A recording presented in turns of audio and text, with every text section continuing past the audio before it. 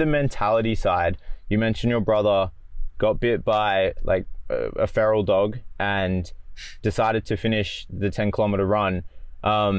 Just break down that mentality. How has he impacted you in terms of acquiring that sort of mindset, and where did you guys get that from, and how does that sort of transfer to your day-to-day life? Yeah, that's a really good question. So it started, I would say, when he began his journey of running, and it was kind of like we were on parallel paths. So it was back in school. I was probably 17 and he was about 14. First of all, my brother's a very introverted person and I'm a naturally more extroverted person.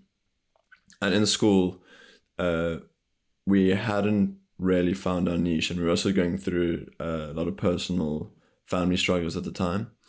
And it was around the time where I really got in South Africa, like school sport is a huge thing. If it's probably the same in Australia, right? Well, yes, but like I've heard a lot, like from people that are South African, that through their schooling, it is like there's so much pressure in this. It's built up so heavily, like throughout your high schooling, like teenage years. Yeah. No, so rugby's huge in South Africa. And then at the school that I was at, water polo is very huge. So around that time, I got extremely into water polo, and sport kind of became the outlet to which I would kind of regain my energy and kind of let all my frustration out, so I could actually focus on like achieving, I guess, in the sense of the system I was in. And for Nicholas, it was running. So we, at the same time, kind of got really into our niche of sports, and that was the thing I focused on for the rest of my school. I couldn't give a toss about my actual education. I went to school because I played sport. And even though like we got through school, right, I got into my niche of water polo, and that became the thing I focused on for the rest of my high school career. And through that, I was spending about 6 days a week practicing, and at the time I was actually better at my brother at running. So we decided to do a few races together because I was just naturally fit. I was going through a stage. The guys used to call me Corky. It was my nickname back in the day. I used to be a podgy little guy, and then I went through the testosterone phase, and then got into sport, which was water polo, and then kind of built out a swimmer's physique. But anyways, we did a few runs. I would beat Nick, and then I'd kick. Like, we were really competitive with each other, and each time the gap between us would narrow by like inches and inches, or a minute, and then 30 seconds, and then 15 seconds.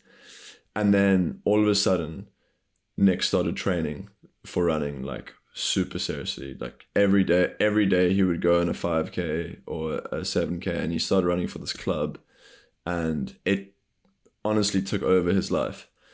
And the same was with me for water polo. So we kind of went through this stage where he passed me in running, and I had to. At first, I was actually very upset because I wanted to be the dominant big brother at everything. So I had to deal with that. And as soon as I got over that, I was like, okay, cool. Like, man's found his niche. Like, we can actually excel at these different things. You say, sorry to interrupt you. You say as soon as you got over that, I think for so many people, getting over that ego hump can be so hard, and I think a lot of people never do it. Mm. How did you do that?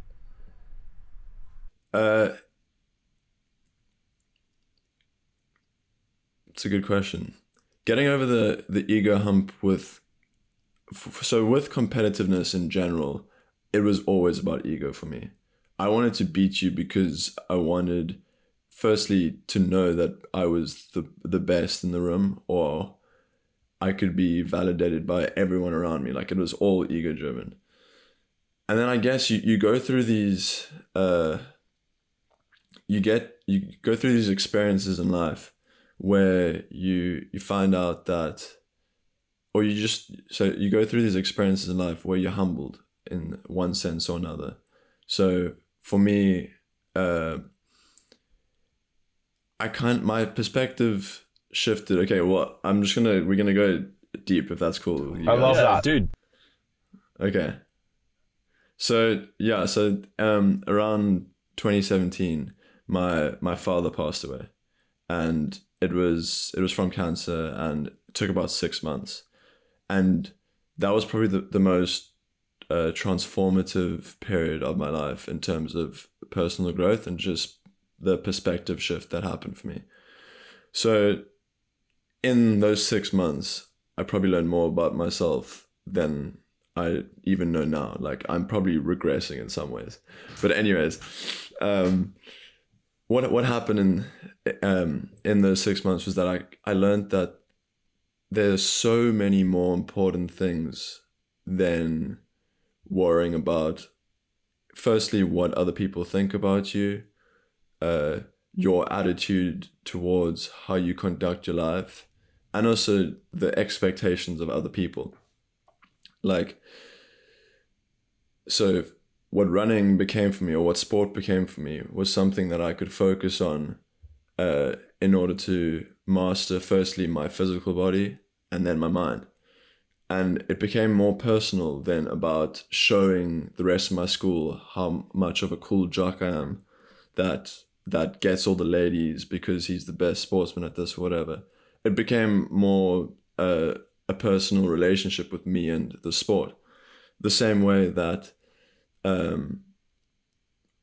where, like, during the 6 months, me and my father, I became closer to him than I was with anyone else throughout my whole life, because we actually crossed the barrier of like, oh shit, your life is impermanent now.